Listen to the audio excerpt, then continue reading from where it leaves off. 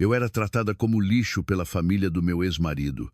Eles me diziam: "Você não consegue nem ter filhos, mas por que come como um porco?" Dizem que nem um cachorro deve ser incomodado enquanto come, mas minha sogra chutou meu prato. O caldo quente se derramou no meu colo. Estranhamente, não senti calor. As palavras humilhantes da minha sogra me feriram mais do que o caldo. Ela não tinha ideia da sorte que estava reservada para a nora que ela havia maltratado e expulso. Meu nome é Maria Flor, tenho 38 anos e moro no bairro de Morumbi, em São Paulo. Vou lhes contar a história da minha vida, que é tão inacreditável e emocionante quanto um filme. Antes de começar a história, clique no botão de inscrição. Isso fará com que o seu dia seja um pouco mais feliz. Eu cresci em São Paulo, no bairro de Pinheiros, onde meus pais tinham uma pequena lanchonete de salgados. Meu pai acordava às 4 da manhã para preparar a loja e minha mãe lavava a louça até tarde da noite. Cresci vendo meus pais, que apesar de pobres, trabalhavam mais do que ninguém por mim. No entanto, o sofrimento chegou cedo à minha vida. Eu me casei um pouco mais cedo do que minhas amigas. Há 13 anos, quando eu tinha 25 anos, conheci meu ex-marido Rodrigo Silva. Ele era o único filho de uma família que administrava uma loja de material de construção em Alphaville. A primeira impressão que tive dele foi de ser um homem trabalhador. Meus pais me incentivaram a casar, dizendo que era uma boa família. Acreditei neles e me casei. Só depois do casamento descobri como a família dele realmente era. Minha sogra, Dona Clara, era uma empresária que administrava 3 restaurantes de comida brasileira nos bairros de Jardins, Itaim Bibi e Vila Olímpia, em São Paulo. Eram restaurantes no estilo self-service, o que significava que havia muitos pratos para preparar e sempre faltava mão de obra. Minha sogra planejava me explorar de graça. Por fora, parecia uma família unida, mas por dentro era diferente. O inferno começou no dia seguinte à nossa lua de mel. Minha sogra bateu na porta do meu quarto com o pé para me acordar. Ela gritou para eu me levantar logo, fazer o café da manhã, limpar a casa e preparar a abertura dos restaurantes. Fiquei chocada, mas como era a mãe do meu marido, aceitei a realidade e fui para os restaurantes. Minha sogra dizia que era meu dever como nora ajudar a família. Ela riu, dizendo que família não precisa de salário. Ela tinha a ideia absurda de me explorar de graça, mas o casamento era uma realidade da qual eu não podia fugir. Assim, aguentei e suportei por 13 anos. Eu acordava todos os dias às 5h30 da manhã e trabalhava nos 3 restaurantes. Fazia de tudo, servia, lavava louça, preparava ingredientes e limpava. Quando voltava para casa às 11 da noite, meu marido estava deitado no sofá assistindo TV. Eu lavava roupas e preparava os ingredientes para o dia seguinte. Em média, eu dormia apenas 4 horas por noite. Nós não tínhamos filhos. 3 anos após o casamento, como eu não engravidava, minha sogra me pressionou para ir ao médico. Fui com meu marido ao Hospital das Clínicas em São Paulo. Os resultados dos exames chegaram. O médico disse, cautelosamente, que a causa da infertilidade estava no meu marido. O diagnóstico era de que a chance de gravidez natural era inferior a 5%. Mostrei o laudo para minha sogra. Ela pegou o papel e o rasgou em pedacinhos. Ela gritou, dizendo que o médico não sabia o que estava falando. Ela ordenou que fôssemos a outro hospital para fazer novos exames. Fomos a outros hospitais para ter certeza, mas o resultado foi o mesmo. Mesmo assim, minha sogra se recusou a aceitar. Eventualmente, ela espalhou para os vizinhos que a nora não podia ter filhos. Quando eu ia ao mercado, as pessoas cochichavam. Eu andava de cabeça baixa, não podia dizer nada. Como parecia que a culpa era minha, aguentei e suportei a situação. 7 anos atrás, meu marido disse que expandiria seus negócios. Ele disse que o material de construção não era suficiente. Então, começaria um negócio de distribuição de materiais de construção. Ele disse que precisava de investimento e me pediu para assinar uns documentos. Perguntei que documentos eram. Ele disse que era apenas uma formalidade e que eu não precisasse me preocupar. Descobri que era uma estrutura complexa. O prédio do restaurante de Jardins, em nome da minha sogra, era a primeira garantia para um empréstimo bancário de R$ 800 mil e uma empresa separada foi criada em meu nome para um segundo empréstimo de mais R$ 400 mil. Eu era a representante legal da empresa no papel e também a fiadora solidária. Naquela época, conseguir empréstimos era relativamente fácil. Acreditando no meu marido, que disse que as taxas de juros diminuiriam, assinei os documentos. Sem o meu conhecimento, meu marido fez dívidas adicionais com credores e agiotas. Na verdade, eu não sabia de nada. Ele administrava toda a empresa. 2 anos depois, o negócio faliu. O canteiro de obras onde meu marido havia investido decretou falência. Tivemos uma dívida total de mais de R$ 2 milhão, somando R$ 800 mil de empréstimos bancários, R$ 200 mil de dívidas com fornecedores e juros de agiotas. Os credores vieram até nossa casa. O prédio em nome da minha sogra já estava em processo de leilão. Os credores me procuraram. Disseram que, como eu era a fiadora solidária e a representante legal da empresa, eu deveria assumir a responsabilidade. Perguntei ao meu marido o que havia acontecido, chorando. Ele disse com uma voz fria: "Você é a representante legal, então você tem que pagar." Minha sogra disse a mesma coisa. Ela me forçou a assumir a dívida, dizendo que a nora deveria salvar a família. Nessa época, descobri a traição do meu marido. Em uma tarde de sábado, vi-o passando em frente a um café perto da estação Faria Lima, em São Paulo. Ele estava rindo e de braço dado com uma mulher jovem. Senti como se meu coração tivesse parado. Apesar do choque, fui até meu marido e a amante e perguntei: "O que você está fazendo? Quem é essa mulher?" Meu marido me empurrou bruscamente. Ele gritou que não era da minha conta e me olhou como se eu fosse um inseto. Fiquei chocada. Todas as lembranças daqueles anos passaram pela minha cabeça e eu cerrei os punhos, tremendo. A mulher ao lado dele riu de mim. "Amor, quem é essa velha?" Meu marido pegou a mão dela e desapareceu rapidamente. Fiquei ali, parada, chorando e tremendo. As pessoas que passavam me olhavam. Abaixei a cabeça e voltei para casa. 3 meses depois, meu marido chegou em casa e jogou uma pilha de papéis sobre a mesa. Era o pedido de divórcio. Ele disse que a amante, Juliana, estava grávida e que deveríamos nos separar. Perguntei o que ele estava dizendo. Meu marido jogou a foto de ultrassom na minha cara. Era um bebê de 8 semanas. Ele gritou para eu sumir, dizendo que eu não podia ser mais a nora da família, já que não podia ter filhos. Eu disse chorando: "Os exames médicos mostraram que o problema é seu." Meu marido zombou. Se isso fosse verdade, como Juliana engravidou. Minha sogra também saiu. Ela me ameaçou, dizendo que eu não deveria fingir ser a nora, já que meu corpo não era normal, e que eu deveria assumir a dívida de R$ 2 milhões que havia resultado da falência dos negócios. Perguntei, chorando, como eu pagaria aquela dívida. Minha sogra disse friamente: "É um problema seu. Você deve pagar até morrer." Hoje de manhã, acordei às 5 para ir ao restaurante. Fiz o arroz e o caldo. Preparei a mesa do café da manhã da minha sogra e do meu marido com carinho. Peguei o prato de arroz com cuidado e fui para a sala. Minha sogra estava sentada no sofá, assistindo ao noticiário matinal. Tentei colocar a bandeja na mesa de centro. Naquele momento, minha sogra levantou o pé. Ela chutou minhas mãos. O prato de arroz voou no ar. Arroz e caldo quentes se espalharam pelo chão. O caldo encharcou meu colo e minhas pernas. Senti ardência, mas não pude gritar. Minha sogra gritou: "Dizem que nem cachorro se incomoda na hora de comer, mas tenho que falar algo para uma nora inútil como você." Ela me humilhou, dizendo: "Você deveria compensar com o corpo, já que veio de uma família pobre. Por que come como um porco se não pode ter filhos?" Meu marido saiu do quarto. Ele nem olhou para mim e aumentou o volume da TV. Eu me ajoelhei no chão. Chorei, mas me contive.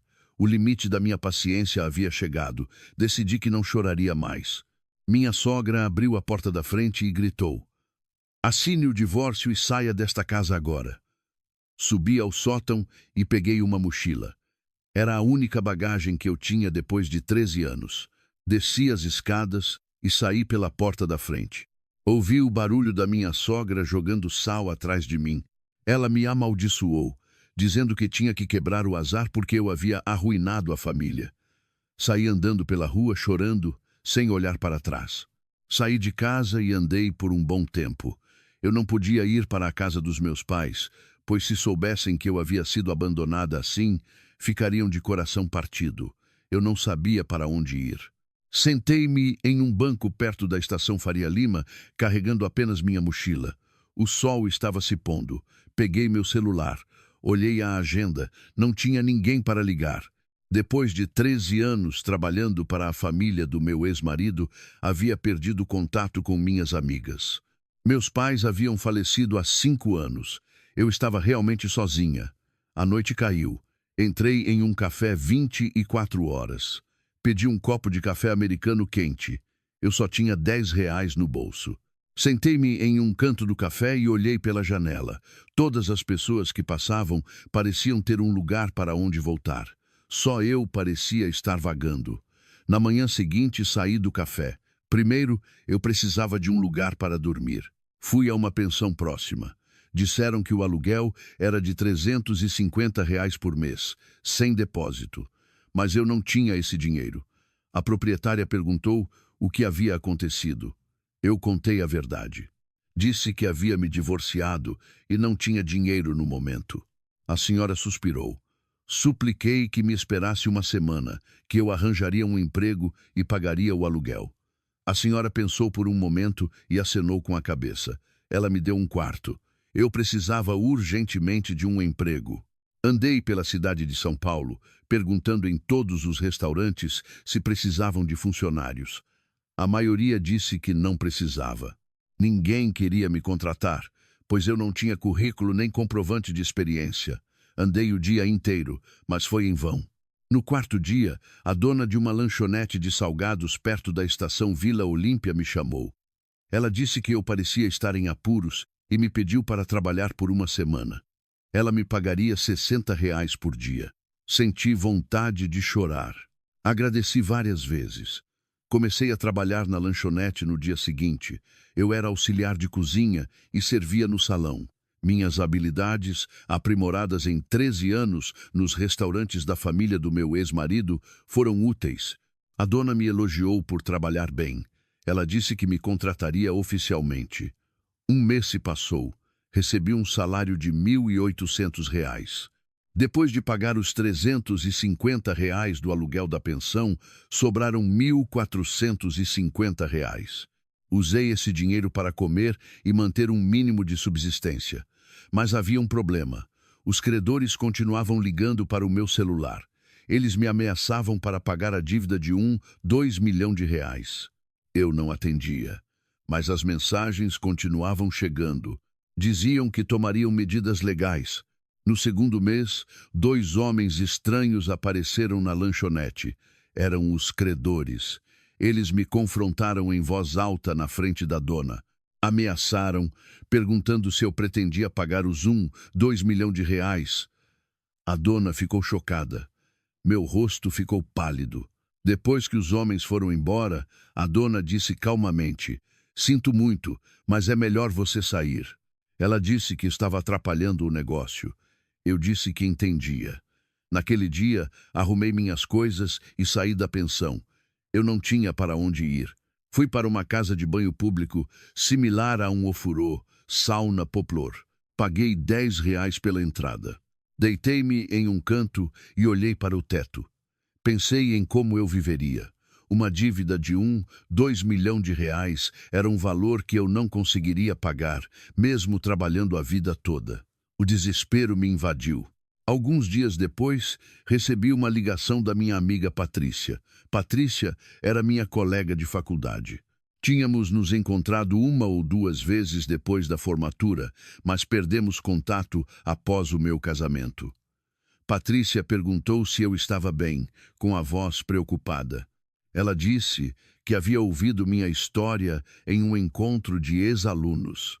Os rumores de que eu havia me divorciado e assumido uma dívida estavam circulando.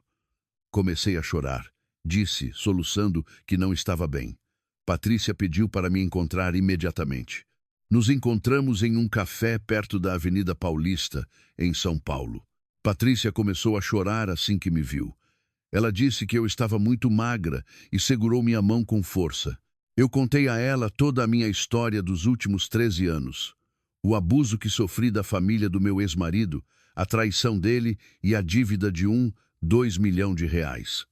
Patrícia ficou indignada. Ela cerrou os dentes, perguntando como aquelas pessoas podiam fazer aquilo.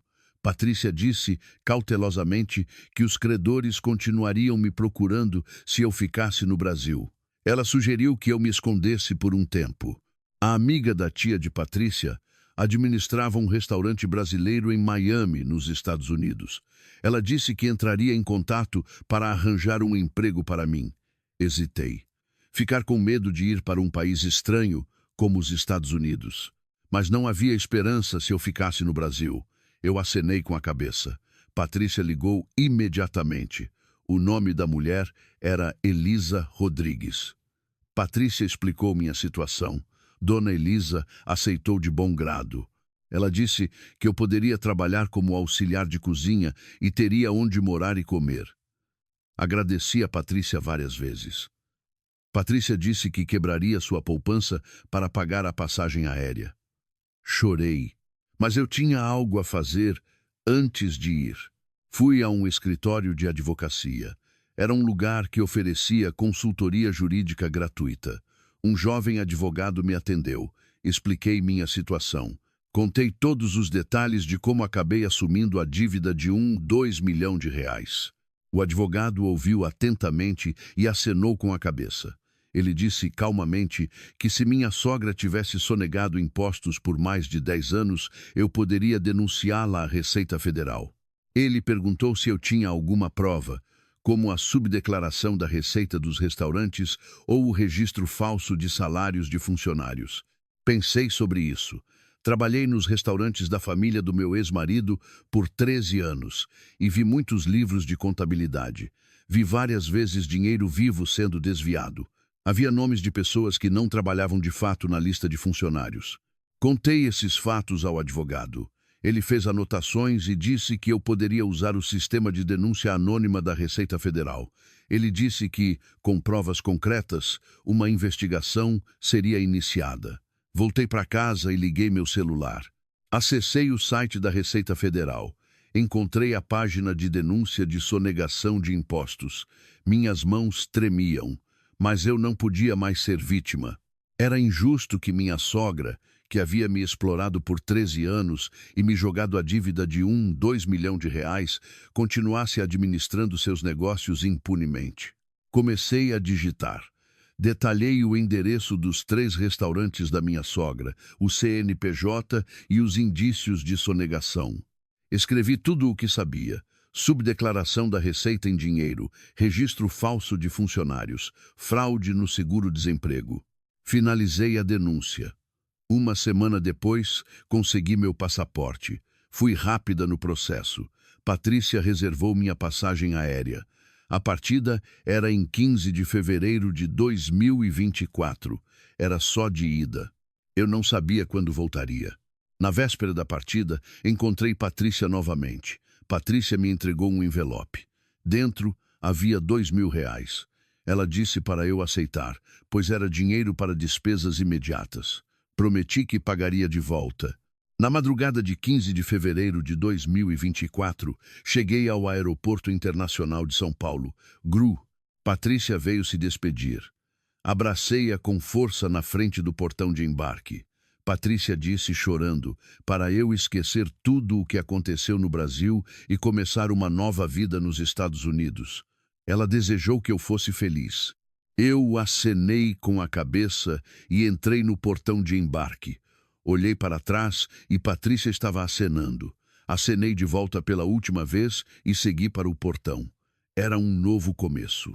Estava com medo, mas não tinha mais nada a perder. E uma coisa era certa: as mudanças para minha sogra começariam depois que eu partisse. Segurei meu cartão de embarque e esperei pelo avião. Em fevereiro de 2024, embarquei no avião no aeroporto de Guarulhos. Após 12 horas de voo, cheguei a Miami. Fiquei parada por um bom tempo no aeroporto desconhecido. Eu não sabia para onde ir. Peguei o endereço que Patrícia havia anotado. Era o endereço do restaurante de Dona Elisa Rodrigues, em Little Brasil. Ela era a amiga da tia de Patrícia. Peguei um táxi e segui para lá. Era um pequeno restaurante brasileiro em Little Brasil. A placa dizia Cantinho da Elisa. Abri a porta com as mãos trêmulas. Uma mulher de uns 50 anos me recebeu calorosamente. Era a Dona Elisa. Ela sorriu calorosamente, dizendo que Patrícia havia ligado. Comecei a chorar com o sorriso dela. Dona Elisa segurou minha mão com força. Ela me consolou, dizendo que estava tudo bem e que tudo já havia passado. Comecei a trabalhar no restaurante no dia seguinte. Meu trabalho era auxiliar de cozinha. Eu preparava ingredientes e lavava louça. Era semelhante ao que eu fazia no Brasil, mas a atmosfera era completamente diferente. Dona Elisa e seu marido me tratavam como família. Eles se preocupavam em me alimentar e diziam para eu descansar se estivesse cansada. Pela primeira vez em 13 anos, senti que estava sendo tratada como gente. Cerca de um mês depois, Dona Elisa me entregou um envelope com um salário. Fiquei surpresa. Era o meu primeiro salário.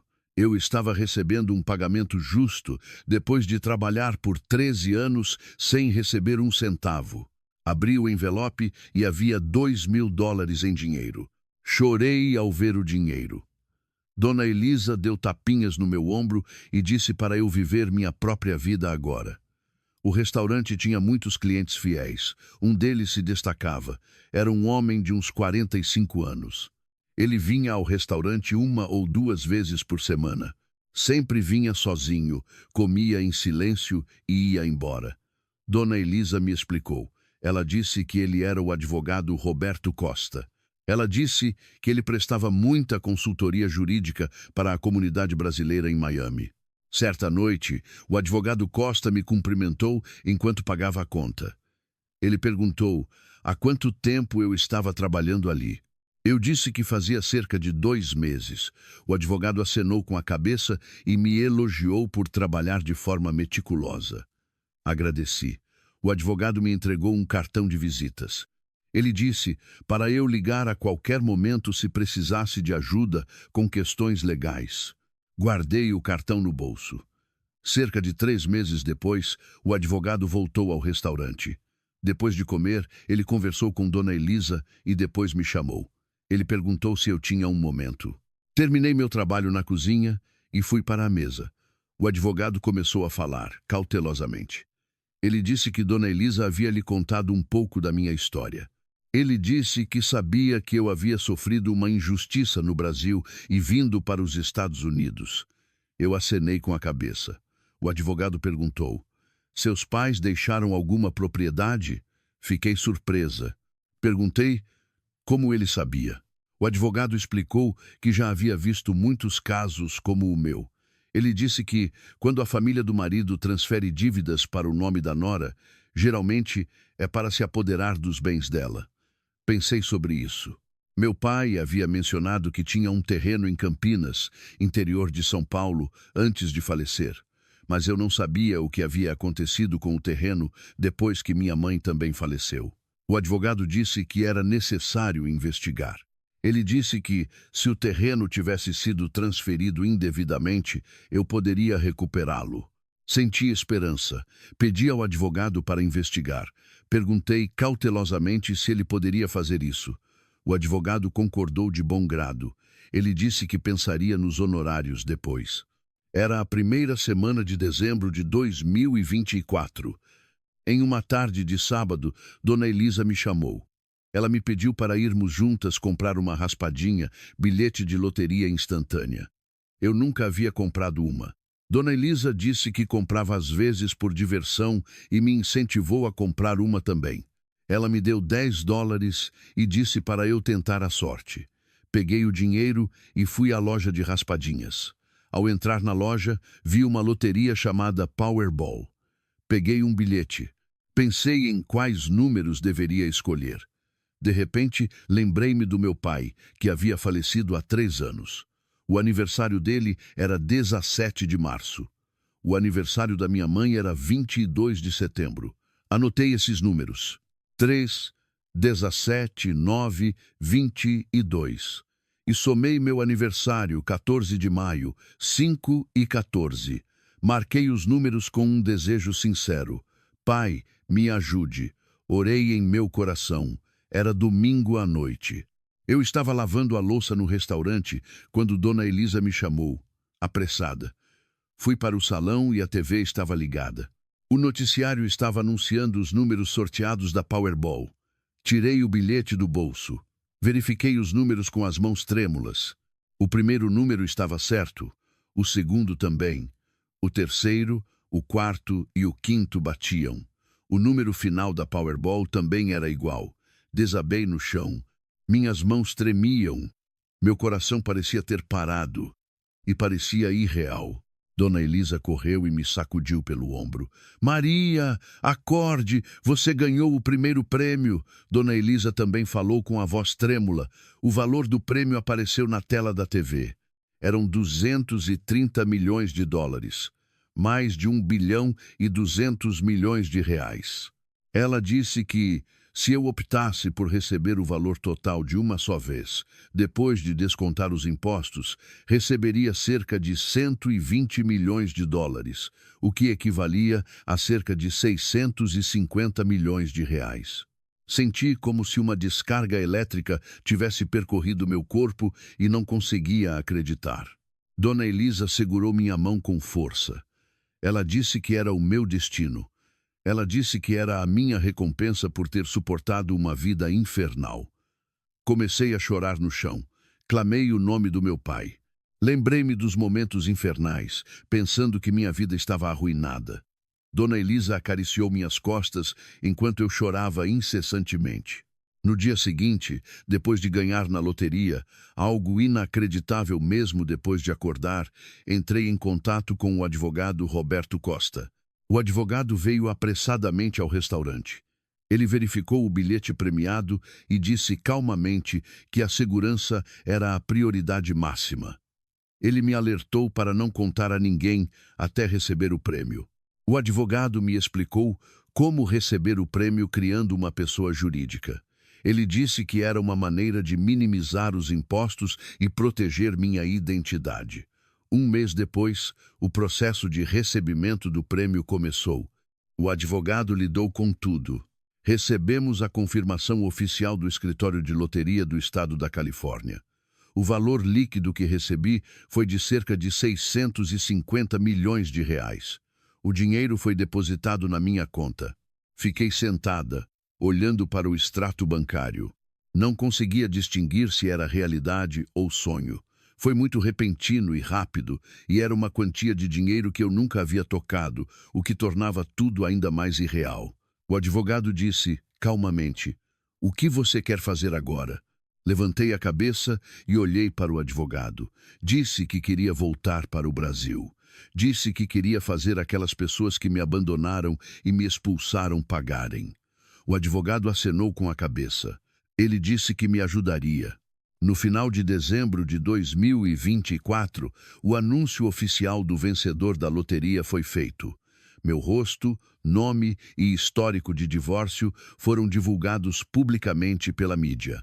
Eu poderia ter optado por não divulgar e usar um pseudônimo, mas queria que a notícia da minha vitória chegasse até eles. Eu queria que meu ex-marido e minha sogra, que me expulsaram e maltrataram, ficassem chocados ao ler a notícia. O que eu queria aconteceu. A notícia da minha vitória astronômica se espalhou rapidamente pelo YouTube e pela internet. A notícia também foi divulgada no Brasil. O advogado começou a investigar a situação financeira da minha sogra no Brasil. Ele descobriu que 2 dos 3 restaurantes já haviam sido leiloados e que o último estava sob investigação fiscal. O advogado disse que a denúncia de sonegação de impostos que eu havia feito à Receita Federal em fevereiro, depois de 6 meses de análise interna, havia se tornado uma investigação oficial em dezembro. As provas de que minha sogra havia subdeclarado a Receita por mais de 10 anos eram claras. Dei a Dona Elisa um presente de agradecimento de 5 milhões de reais, uma quantia pequena comparada ao prêmio, mas ainda assim significativa. Dona Elisa ficou surpresa e recusou. Ela disse que o valor era muito alto e que não podia aceitar. Chorei e disse: eu não teria chegado até aqui se não fosse pela senhora. Eu disse que ela era a benfeitora que havia salvado minha vida. Dona Elisa acabou aceitando. Ela me agradeceu várias vezes e me abraçou forte. Em junho de 2025, embarquei em um avião para o Brasil. O advogado também me acompanhou. Olhei pela janela e pensei: a verdadeira vingança está prestes a começar. Fiquei curiosa para saber a expressão das pessoas que me humilharam quando soubessem que eu havia ganhado na loteria o valor de 1,2 bilhão de reais. O avião decolou lentamente. Cheguei ao aeroporto de Guarulhos em junho de 2025. Era a primeira vez que pisava em solo brasileiro em 1 ano e 4 meses. Ao sair da área de desembarque, senti o ar úmido do verão em São Paulo. O carro que o advogado havia providenciado antecipadamente estava à minha espera. Era um sedã de luxo preto. O motorista abriu a porta com cortesia. Sentei-me no banco de trás e olhei pela janela. Tudo parecia estranho enquanto percorríamos a rodovia. Voltei para o Brasil como uma pessoa completamente diferente de quando havia saído do país 1 ano atrás. O carro seguiu para o bairro dos Jardins, em São Paulo. Era uma cobertura que o advogado havia preparado 3 meses antes. Ouvi dizer que valia 70 milhões de reais.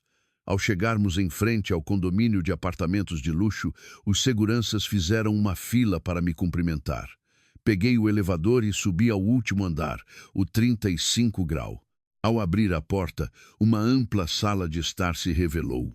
Através das janelas de vidro, a cidade de São Paulo podia ser vista. O rio Pinheiros fluía tranquilamente. Andei lentamente pela sala, observando cada canto. Não conseguia acreditar que eu, que havia vivido encolhida em um sótão apertado por 13 anos, estava morando em uma casa assim. O advogado me levou ao escritório. Havia uma grossa pilha de documentos sobre a mesa. Era um resumo da situação atual da minha sogra, Dona Clara. O advogado me explicou detalhadamente. Ele disse que a investigação fiscal havia começado em dezembro de 2024. Ele explicou que a prova de sonegação de impostos que eu havia denunciado em Miami, em fevereiro, havia passado por 6 meses de análise interna e se tornado uma investigação oficial. Ele disse que minha sogra havia subdeclarado a receita dos restaurantes e registrado salários falsos de funcionários por mais de 10 anos. As provas eram claras. O valor a ser pago, mais as multas, ultrapassava 7 milhões de reais. Minha sogra havia leiloado o prédio do restaurante de Jardins para pagar essa dívida, mas não foi suficiente.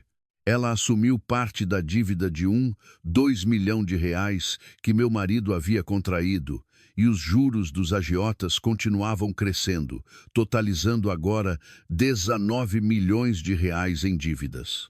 Olhei para os números e acenei com a cabeça. Era o preço justo.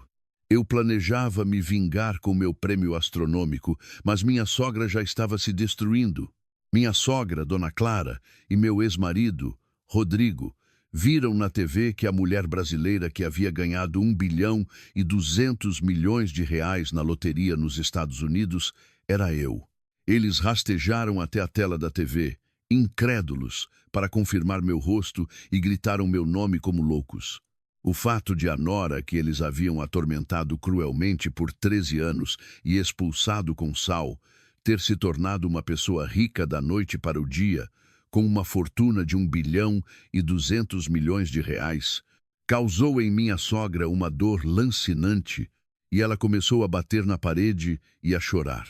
O problema não era a dívida de 12 milhões de reais, mas o fato de que 1,2 bilhão haviam escapado de suas mãos, o que deve ter feito com que eles sentissem uma dor terrível. Soube que minha sogra, lembrando-se de ter jogado sal ao meu sair para que eu fosse expulsa da casa, batia freneticamente na mão, perguntando por que não havia se controlado na época, e sorri friamente. A reação de Juliana, a amante, foi ainda mais extrema. Assim que soube da minha vitória, ela ligou para meu ex-marido, Rodrigo, e o repreendeu para que me procurasse imediatamente e exigisse metade do prêmio. Ela revelou completamente sua natureza gananciosa, que havia escondido até então, e humilhou meu marido, chamando-o de incompetente. Nesse processo, foi revelado que a gravidez que ela havia alegado era, na verdade, uma fraude usando fotos de ultrassom falsificadas. O relacionamento deles, que era baseado apenas em dinheiro, começou a se desintegrar de forma repugnante diante da sombra do meu vasto capital. Meu ex-marido agrediu e expulsou a amante que havia encenado a farsa. Ela fugiu com o dinheiro que restava dele, e o relacionamento miserável deles terminou junto com a notícia da minha vitória. Meu ex-marido, Rodrigo Silva, ligava todos os dias para o meu número antigo e enviava longas mensagens, bêbado, mas se desesperou ao saber que eu já havia trocado de número e bloqueado todos os meios de contato.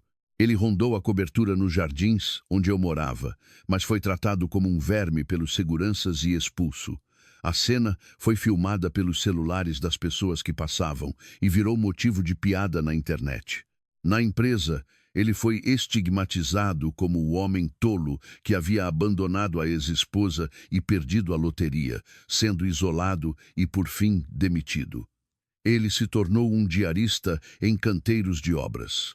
Seus olhos, que se cobriam de poeira todas as manhãs a caminho do trabalho, se enchiam de lágrimas de sangue toda vez que a notícia da minha doação era exibida na TV. A queda de Dona Clara foi ainda mais trágica. As provas de sonegação de impostos que eu havia denunciado nos Estados Unidos através do meu advogado, após uma investigação minuciosa da Receita Federal, finalmente resultaram em uma cobrança de impostos esmagadora. Os 3 restaurantes que minha sogra administrava desmoronaram com a investigação fiscal. Os salários atrasados e os juros dos agiotas se acumularam, e os imóveis que ela havia construído ao longo da vida foram cobertos por avisos de leilão. Ela, que antes era uma empresária respeitada em São Paulo, agora andava de cabeça baixa, sendo apontada pelos comerciantes do mercado como a velha que abandonou a nora e foi castigada. Seu único filho, Rodrigo, bebia todos os dias, e os 2 brigavam como animais no pequeno apartamento alugado. Eu, junto com o advogado Roberto Costa, comprei silenciosamente as dívidas do prédio onde eles moravam, preparando-me para estrangulá-los. Todos os dias, eu tomava café na minha varanda de luxo, com vista para o Rio Pinheiros, planejando o dia em que apareceria como a proprietária e credora deles no momento mais desesperador. Eu não sou mais a Maria Flor, que limpava restos de comida e suava na cozinha de um restaurante self-service por 13 anos. Agora, sou apenas Maria Flor, a arquiteta com raciocínio frio e capital esmagador. O sal que minha sogra jogou nas minhas costas agora seria espalhado sobre a vida miserável deles, causando dor intensa. Minha amiga Patrícia me enviou uma foto da minha sogra chorando, agarrada a um jornal com minha foto no mercado. A sogra na foto não tinha mais a arrogância de antes e olhava para o jornal como se estivesse implorando, vestida com um casaco velho. Ampliei a foto e olhei por um bom tempo. Depois a apaguei silenciosamente.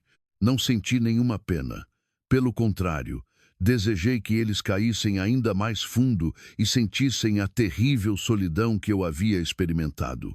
Reforcei a ideia de que a vingança não é feita com emoção, mas com cálculo meticuloso e sistema. Comecei a expandir minha influência na sociedade brasileira. Criei uma fundação para mulheres e iniciei um grande projeto de construção de instalações para aquelas que sofrem como eu sofri. As notícias veiculavam continuamente minhas boas ações, e eu me tornei um símbolo de esperança, recebendo apoio nacional. Em contraste, a família do meu ex-marido foi completamente banida da sociedade e forçada a se esconder. O mundo os estava rejeitando, exatamente como eles haviam me rejeitado e humilhado. Este era o verdadeiro começo da vingança que eu queria, o prelúdio da retribuição perfeita que os espectadores esperavam. Olhei pela janela e perguntei ao advogado: eles perceberam quem eu sou agora? O advogado sorriu e acenou com a cabeça. Eles viverão em um terror e arrependimento que nunca esquecerão. Satisfeita com a resposta, esvaziei minha taça de vinho. O processo de lavar as mágoas de 13 anos estava apenas começando, e eu estava pronta para observar a queda daquelas pessoas malignas de perto. O próximo passo era tomar-lhes o último vestígio de orgulho e fazê-los me encontrar no meio de uma loja de luxo. Imaginando a expressão servil deles naquele dia, fui para a cama com uma sensação agradável. No dia seguinte, fui a uma concessionária de carros importados em Pinheiros. Escolhi 2 carros de luxo, um preto e um branco. O funcionário estava prestes a preparar o contrato, mas eu disse que levaria os carros imediatamente. Perguntei se o pagamento poderia ser feito em dinheiro. O funcionário hesitou, mas respondeu que sim. Eu fiz uma transferência bancária pelo celular. 250 mil reais foram transferidos instantaneamente. Os funcionários ficaram de olhos arregalados. O gerente veio apressadamente me cumprimentar. Peguei as chaves dos 2 carros e saí da concessionária. Decidi ficar com o preto e dar o branco de presente ao advogado. Dirigi o carro preto em direção a Alphaville. Era um mercado tradicional perto da antiga casa da minha sogra. Eu frequentava esse mercado todos os dias há 13 anos. Estacionei o carro e saí. Minha aparência havia mudado completamente, vestida com roupas de marca e óculos escuros. Caminhei até a entrada do mercado. Ouvi os comerciantes cochichando. Aquela não é a nora do Rodrigo? Dizem que ela ganhou na loteria nos Estados Unidos e recebeu centenas de milhões de reais. Caminhei com dignidade até o centro do mercado. Parei em frente à barraca de frutas. A dona me reconheceu e ficou surpresa. Maria, é você mesma? A dona da barraca era uma benfeitora que havia me ajudado secretamente por 13 anos. Ela me vendia frutas mais baratas e, às vezes, me dava um brinde sem a minha sogra saber. Tirei um envelope da minha bolsa. Era um envelope com 10 mil reais em dinheiro. Entreguei-o discretamente à dona. Agradeci por tudo e disse que só havia aguentado por causa dela. A dona recusou, acenando com as mãos, dizendo que não podia aceitar. Coloquei o envelope firmemente nas mãos dela e a cumprimentei profundamente. A dona chorou e agradeceu. Eu sorri e acenei com a cabeça. Enquanto saía lentamente do mercado, alguém gritou meu nome pelas minhas costas. Olhei para trás e era minha sogra. Ela estava vestida com um agasalho azul marinho surrado e o cabelo estava despenteado. Seu rosto estava pálido e havia olheiras fundas sob seus olhos.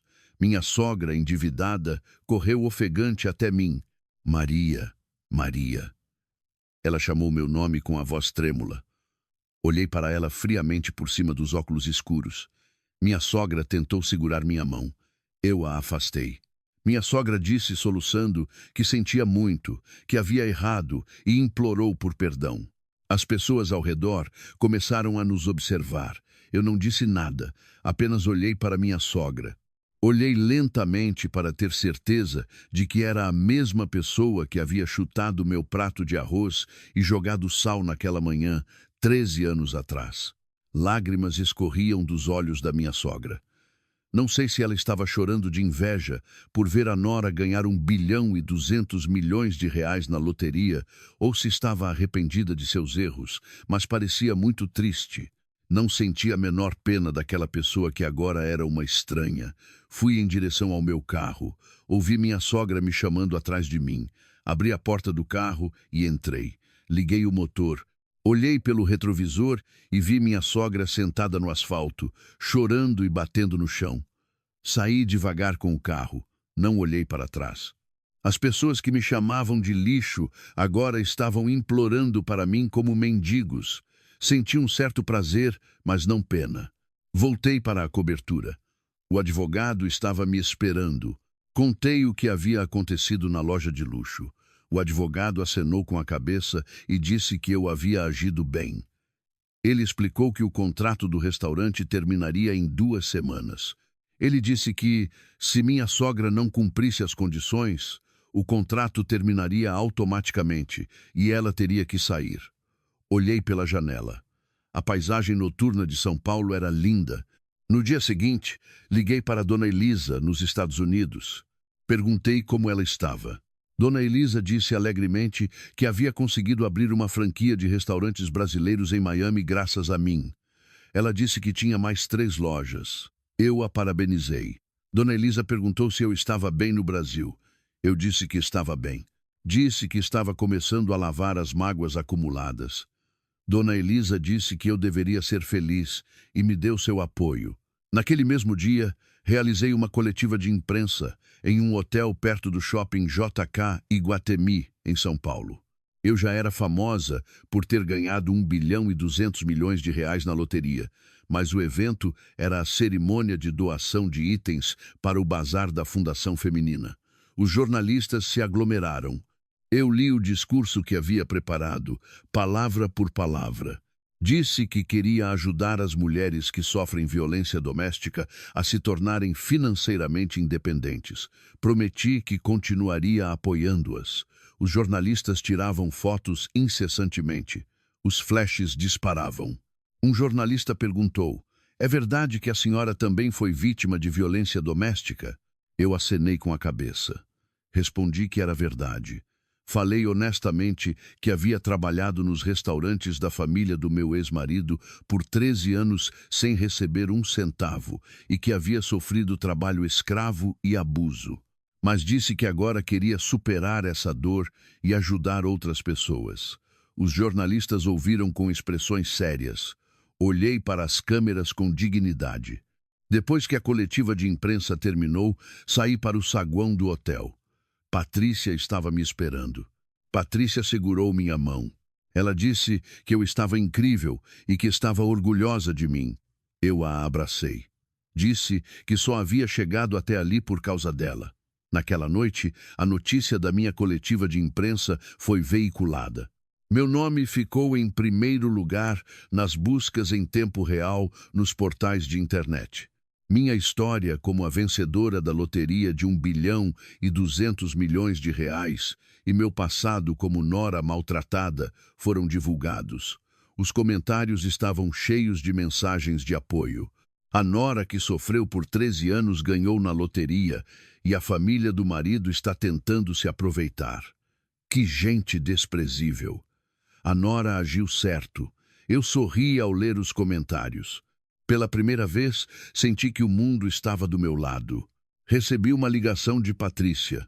Ela disse que minha sogra havia desmoronado ao ver a notícia. Ela disse que minha sogra não conseguia sair de casa e estava sendo atormentada pelos agiotas. Meu ex-marido havia machucado o dedo enquanto trabalhava na construção civil. Mas ele não estava recebendo o tratamento adequado por falta de dinheiro para o hospital. Eu ouvi com calma. Eu sabia que isso aconteceria. 2 semanas se passaram.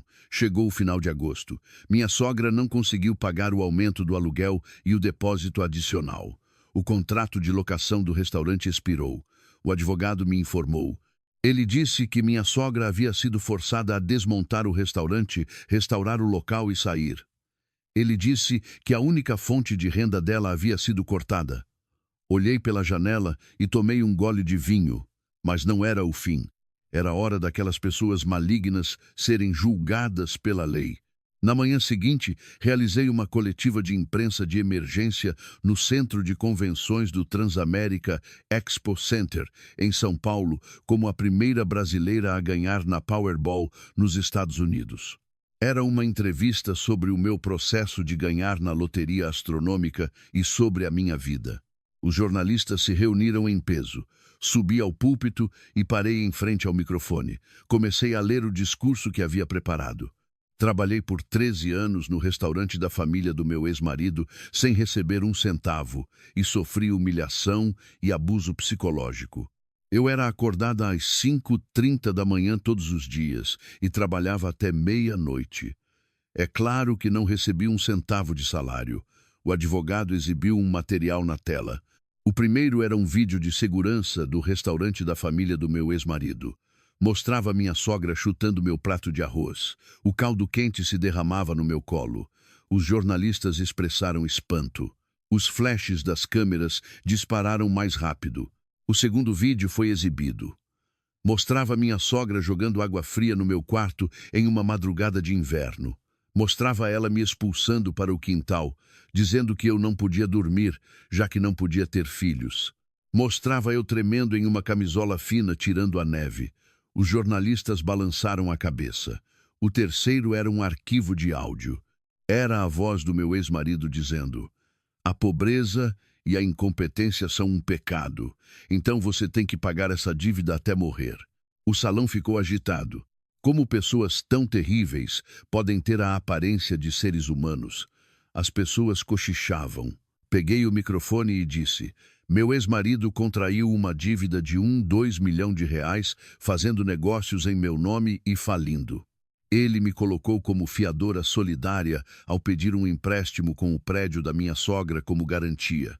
Quando o negócio faliu, ele jogou toda a responsabilidade em mim." O advogado revelou os documentos. O contrato de empréstimo e o registro da empresa apareceram na tela.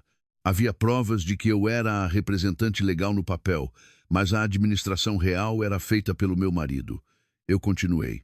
Meu marido traiu e me expulsou com uma gravidez falsa da amante. O advogado revelou o depoimento da amante, Juliana, à polícia. Juliana havia contado tudo ao registrar uma queixa contra meu marido por agressão. Ela confessou ter falsificado a foto do ultrassom para enganar meu marido e me expulsar. Os jornalistas ficaram agitados. As câmeras continuaram a me filmar. Revelei o laudo médico. Era o registro de tratamento dos últimos 13 anos.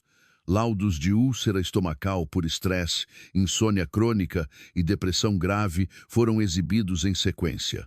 Havia também registros de consultas psiquiátricas. O parecer do médico indicava evidências claras de abuso emocional prolongado. Os jornalistas anotavam incessantemente. Por fim, falei com firmeza. A violência cometida em nome da família é um crime. Não vou mais ficar em silêncio. Minha sogra e meu ex-marido devem ser julgados pela lei. O salão ficou em silêncio. Olhei diretamente para os jornalistas. Aceito perguntas. Um jornalista levantou a mão. Ele perguntou se eu não estava sendo muito cruel, já que éramos família. Respondi calmamente. Podemos chamar de família pessoas que me trataram como um ser inferior por 13 anos? Outro jornalista perguntou se meu objetivo era a vingança. Eu balancei a cabeça. Não é vingança, é justiça. Quero evitar que outras pessoas sofram como eu sofri. A coletiva de imprensa terminou.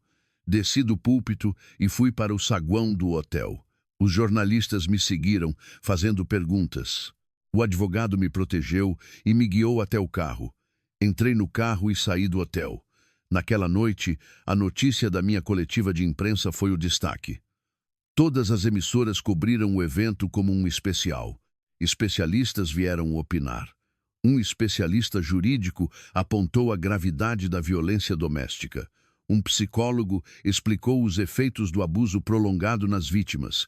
As buscas em tempo real nos portais de internet estavam dominadas pela minha história. Os comentários de apoio eram explosivos. A nora foi muito corajosa. Como ela aguentou viver assim por 13 anos? A sogra e o marido devem ser julgados pela lei. A violência não deve ser justificada em nome da família. Chorei ao ler os comentários. Pela primeira vez, senti que o mundo estava do meu lado. Em seguida, as emissoras começaram a cobrir a história da vencedora da loteria de 1,2 bilhão e a família do ex-marido Minha sogra, que havia sido solicitada para uma entrevista, anunciou que faria um pedido de desculpas. Recebi a transmissão ao vivo. Minha sogra apareceu diante da câmera com uma aparência miserável. Ela falou com a voz trêmula: "Sinto muito pelo que fiz à minha nora. Eu a tratei como um ser inferior por 13 anos. Não tenho desculpa, mas peço sinceras desculpas." Minha sogra curvou a cabeça profundamente, mas os jornalistas reagiram friamente. "Desculpas agora não adiantam. Ela deve ser julgada pela lei." Uma semana depois, minha sogra foi indiciada pelo Ministério Público por várias acusações. A primeira era sonegação de impostos por subdeclaração da receita dos restaurantes por mais de 10 anos. A segunda era violação das leis trabalhistas por não me pagar salário por 13 anos. A terceira era fraude no seguro-desemprego por registrar funcionários falsos. O valor a ser pago, mais as multas, ultrapassava 7 milhões de reais, e o valor dos salários não pagos foi calculado em 4 milhões de reais. O advogado me informou. Ele disse que, devido às múltiplas acusações, ela não conseguiria evitar a prisão. Meu ex-marido também foi preso por fraude e agressão. Ele foi detido na delegacia. Alguns dias depois, terminei meu trabalho voluntário em um abrigo para mulheres e saí. Minha sogra estava sentada em um banco em frente ao abrigo. Ela parecia completamente velha. Seu cabelo estava branco e suas costas estavam curvadas. Minha sogra me viu e se levantou lentamente. Ajoelhou-se na minha frente. No asfalto frio: "Maria, por favor, me ajude. Prepare um valor para a fiança ou ajuda para uma suspensão condicional da pena. Se eu for para a cadeia, vou morrer lá de velhice." Ela implorou com a voz trêmula. Lágrimas escorriam dos olhos da minha sogra. Olhei para ela por um bom tempo. As lembranças dos últimos 13 anos vieram à tona. Ela chutando meu prato de arroz, jogando sal, me xingando por não ter filhos. Eu disse, calmamente: "Minha sogra, quando eu me ajoelhei e implorei assim, o que a senhora disse?" Minha sogra abaixou a cabeça. Eu continuei: "A senhora disse que a pobreza e a incompetência são um pecado. A senhora disse para eu me virar." Minha sogra bateu no chão e chorou. Me perdoe de verdade." Eu olhei para minha sogra pela última vez e virei as costas. Ouvi minha sogra me chamando atrás de mim: "Maria, Maria." Eu não parei. Andei devagar e entrei no carro.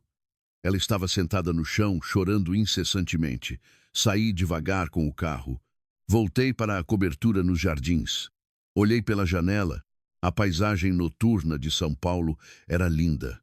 Levantei minha taça de vinho. Senti que era o verdadeiro fim.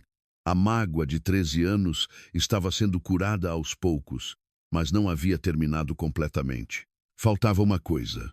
No início de outubro de 2025, quando o vento de outono soprava um pouco cortante, minha sogra, Dona Clara, agiu de forma covarde, como um rato acuado que morde o gato.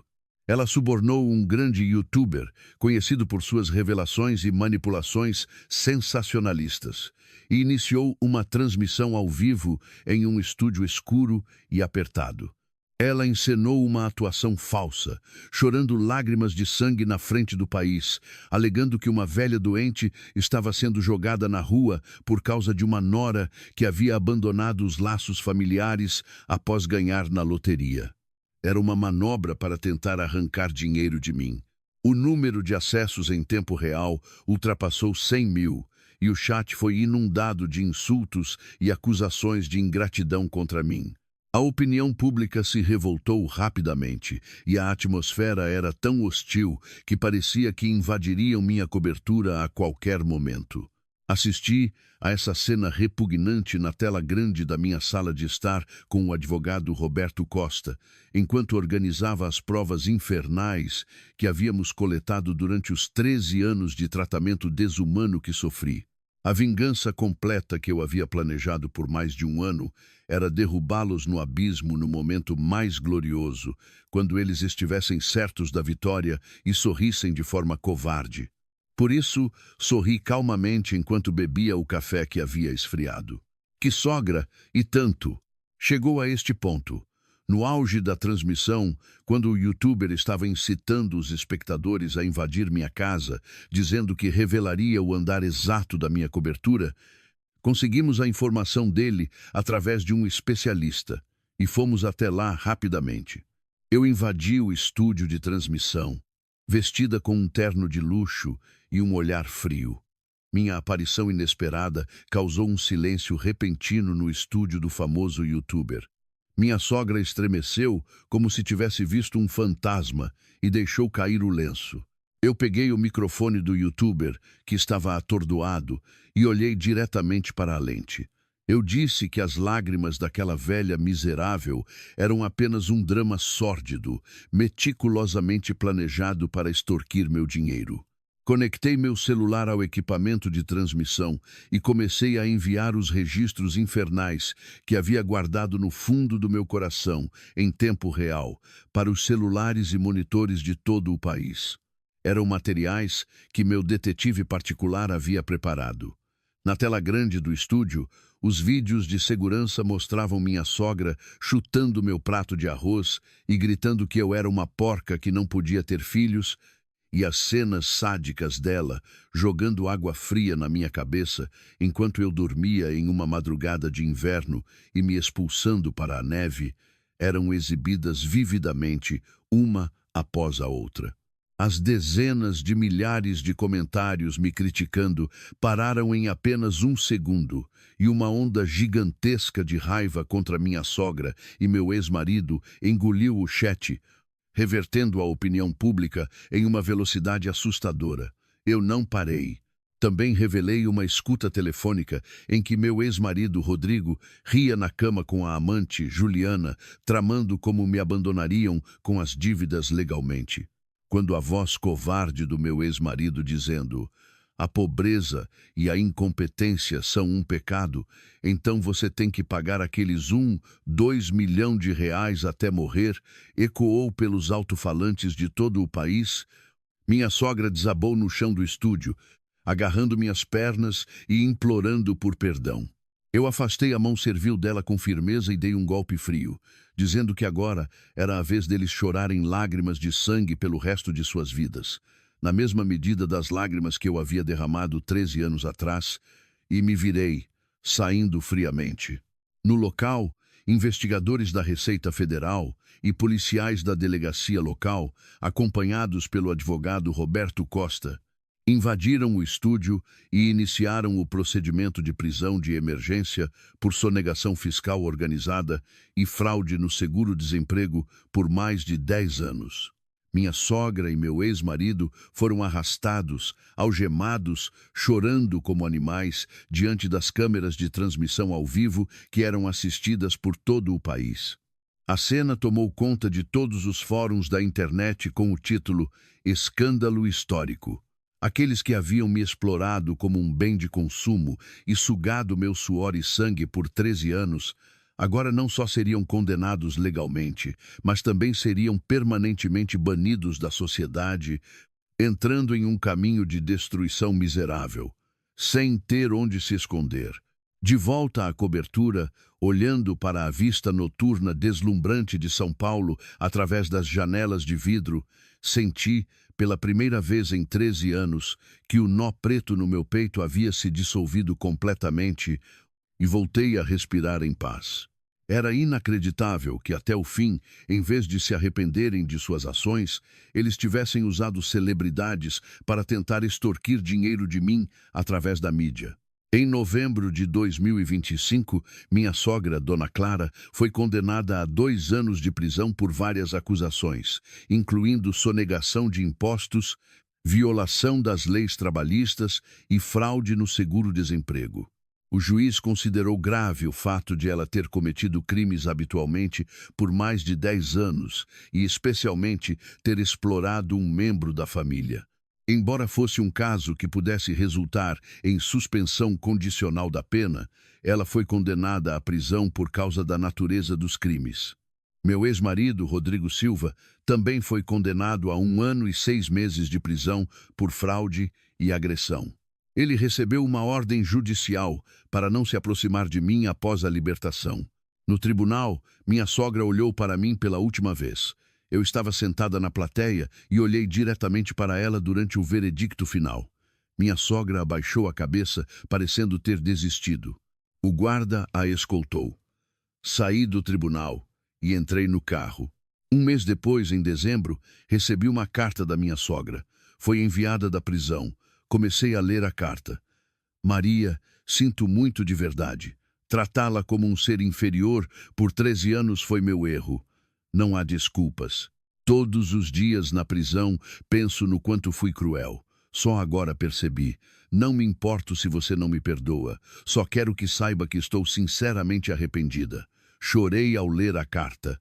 Não eram lágrimas de raiva, mas de alívio. A partir daquele dia, fiquei em profunda reflexão. A vingança estava completa. Minha sogra estava pagando o preço justo. Mas um castigo maior me traria a verdadeira paz? Passei várias noites sem dormir. Perguntei cautelosamente ao advogado: devo perdoar minha sogra? O advogado disse calmamente: o perdão não é para o outro, é para você. É importante que a Maria encontre a paz. Também liguei para Dona Elisa, em Miami. Dona Elisa disse calorosamente: escolha o que fizer seu coração ficar em paz. A vingança e o perdão são escolhas suas. Pensei por mais alguns dias e decidi. Percebi que um valor maior do que a vingança era encontrar a paz interior. No início de janeiro de 2026, fui com o advogado à prisão. Encontrei minha sogra na sala de visitas. Ela estava vestida com o uniforme de detenta. Parecia completamente velha. Seu cabelo estava branco e suas costas estavam curvadas. Minha sogra chorou assim que me viu. Maria, obrigada por ter vindo. Olhei para minha sogra em silêncio. Minha sogra falou com a voz trêmula: sinto muito de verdade. Não consigo dormir pensando no que fiz a você todos os dias. Estando aqui, pude sentir o quanto você sofreu. Eu acenei com a cabeça. Tirei um envelope da minha bolsa. Era uma conta bancária com 2 milhões de reais. Minha sogra ficou surpresa e recusou, acenando com as mãos. Ela disse que não podia aceitar, que não merecia. Coloquei o extrato bancário sobre a mesa e disse calmamente: use isso apenas para liquidar os juros urgentes dos agiotas. Minha sogra acenou com a cabeça e chorou. Ela disse que faria isso. Eu impus mais uma condição. Quando sair da prisão, trabalhe como voluntária em abrigos para mulheres ou asilos uma vez por mês. Viva em eterna expiação e nunca mais me procure. Esta é a última ajuda que lhe dou. Minha sogra curvou a cabeça profundamente. Ela disse que entendia e prometeu que viveria com o peso na consciência para sempre. Eu me levantei e saí da sala de visitas. Não olhei para trás, mas meu coração estava mais leve do que antes. Alguns dias depois, anunciei meu noivado com o advogado Roberto Costa. O advogado era a única pessoa que havia me apoiado consistentemente nos últimos 1 ano e meio. Decidi começar uma nova vida com ele. A cerimônia de noivado foi pequena e modesta. Dona Elisa viajou de Miami para comparecer. Patrícia também veio me parabenizar. Eu estava sinceramente feliz. Agora é final de janeiro de 2026. Estou dedicando todo o meu tempo ao trabalho da Fundação Feminina. Estou doando 5 milhões de reais anualmente para 20 abrigos em todo o país. Estou apoiando mulheres vítimas de violência doméstica com bolsas de estudo e capital inicial para que possam se tornar financeiramente independentes. Muitas mulheres começaram uma nova vida. Sinto uma verdadeira satisfação ao ver seus sorrisos. O advogado e eu planejamos nos casar no outono deste ano. Reservamos um pequeno local de casamento em Pinheiros. Convidaremos as pessoas do abrigo e os membros da fundação. Dona Elisa será nossa madrinha. Estou ansiosa pelo dia em que estarei ao lado do meu advogado, vestindo meu vestido de noiva. Na semana passada, visitei o túmulo do meu pai. Era em Campinas. O advogado me acompanhou. Ajoelhei-me em frente ao túmulo do meu pai e fiz uma reverência. Pai, estou vivendo muito bem. Consegui algo mais precioso do que o prêmio que ganhei com os números que o Senhor me deixou. verdadeira liberdade e felicidade. Lágrimas escorreram. O advogado deu um tapinha quente no meu ombro. Levantei-me e olhei para o túmulo. Os números do aniversário do meu pai e da minha mãe me guiaram até aqui. Ele me deu uma vida completamente nova, não apenas o dinheiro do prêmio. Olhei para o céu de inverno. O sol brilhava quente através das nuvens. Voltei para a cobertura e olhei pela janela. A vista noturna de São Paulo era deslumbrante. O advogado parou ao meu lado. Segurei a mão dele com força. Senti que a vida feliz estava prestes a começar de verdade. O sofrimento de 13 anos havia terminado completamente. A partir de agora, viverei uma vida significativa com a pessoa que amo. E vocês, o que acharam da história de hoje? Foi a história de Maria Flor, que suportou e aguentou por 13 anos. Às vezes, o perdão pode ser uma coragem maior do que a vingança. Mas antes disso, quem errou deve pagar o preço justo. Qual seria a escolha de vocês? Vocês teriam sido frios até o fim? Ou teriam estendido a mão do perdão como Maria Flor? Deixem seus comentários com a opinião de vocês. Se a história de hoje trouxe um pequeno conforto ao coração de vocês, inscrevam-se e deem um like. E se puderem me dizer nos comentários de onde estão ouvindo, enviarei a vocês a energia da sorte. Desejo-lhes saúde e que tenham um dia caloroso e feliz. Obrigada.